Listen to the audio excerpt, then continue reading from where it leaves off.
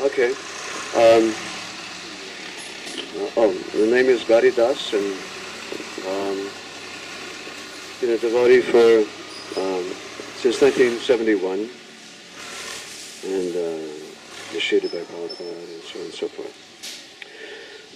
We tried several years ago too, when we were youngsters, to give you a reference point. At that time, Swarup Damodar Goswami was a brahmachari going to school at Emory University in Georgia. So, I'll give you an idea how long ago that we actually gave a self-sufficiency effort at Murari Sevak, which now I'm the temple president there, for whatever that may be worth. This is in Mulberry, Tennessee. In Mulberry, Tennessee. Oh, that's in the United States, yes. In case you don't know where Mulberry, Tennessee is, I mean, it's pretty obvious, but it's right up there with New York City. But, okay, yeah, that's in the USA. And we have 265 acres. Maybe 60 acres are cleared for grasses and for the cows, and for gardens, and for trees, for fruit trees and things like this, fruit and nut trees. So anyway, 40 years passed. I'm going to be real quick on this, huh? When I first arrived at Murari Sevak in 1976, I brought Gaurnitai deities there from Navadvip. They're about 40 inches tall, and they're solid brass and very heavy. So they were installed there. We installed them just after Prabhupada left in 1977, about this time, because I remember it was very cold.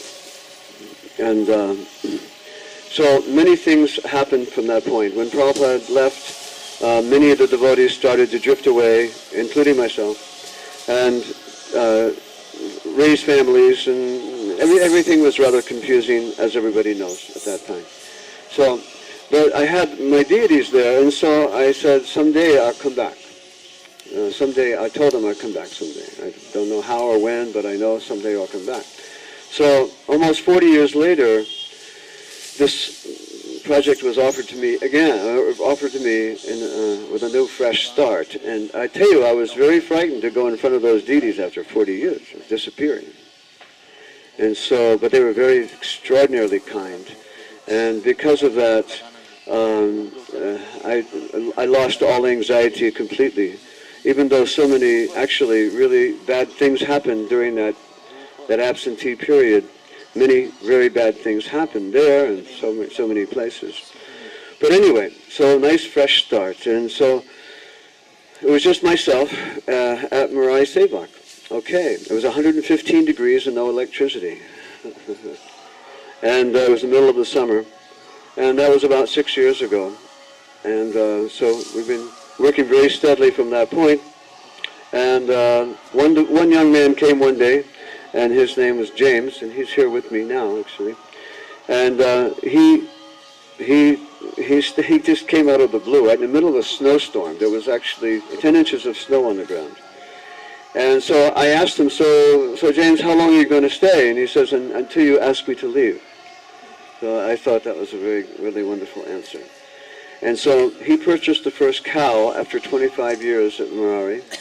And from there, now we have a small little herd of 11 cows, and we're milking about 4 of them. Everything is done by hand, and the gardens are all very nice, and the deities are so nice. We have 10 good, strong, solid devotees now, and a core of 6, 7 devotees that say they will never, ever leave the property of Murari. They'll stay there forever.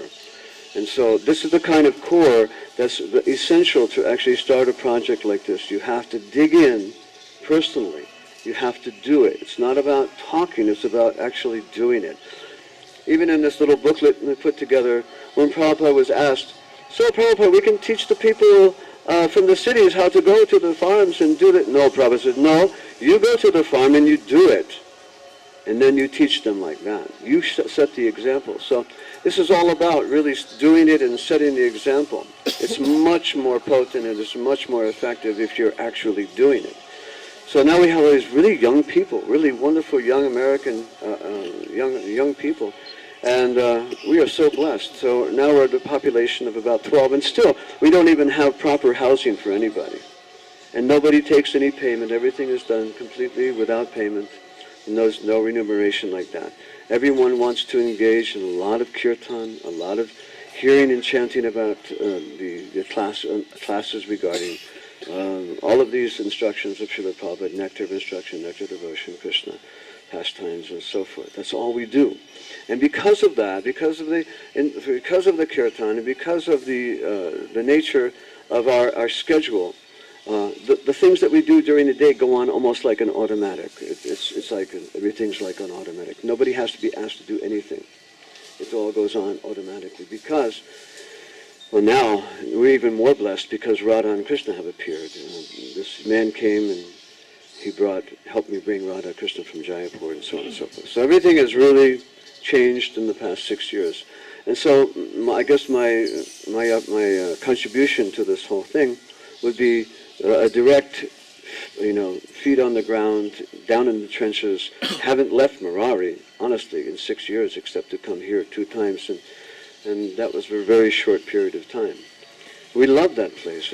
We're actually completely happy there, mostly because our programs are so nice and everyone's happy. And so what happens is that everyone develops an honest and genuine feeling of community, a feeling of family. It's really a love and trust environment that is quite remarkable. And it's just happening because we're just simply trying to follow these nice and simple instructions of Prabhupada. So I'll speak more about that tomorrow, I suppose, but that's the essence of it. And we just feel extremely blessed to be here and extremely blessed to be able to share that with you. Hare Krishna.